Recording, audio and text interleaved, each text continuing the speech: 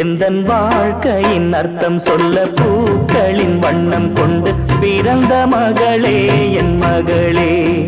நான் வாழ்ந்தது கொஞ்சம் அந்த வாசத்தில் வந்துதித்து உயிரில் கலந்தா என் உயிரே. உன் பூவிழி குறுநகை அதில் ஆயிரம் கவிதையே. எந்தன் வாழ்க்கையின் அர்த்தம் சொல்ல பூக்களின் வண்ணம் கொண்டு பிறந்த மகளே என் மகளே. நான் வாழ்ந்தது கொஞ்சம் அந்த வாசத்தில் வந்துதித்து உயிரில் கலந்தா என் உயிரே.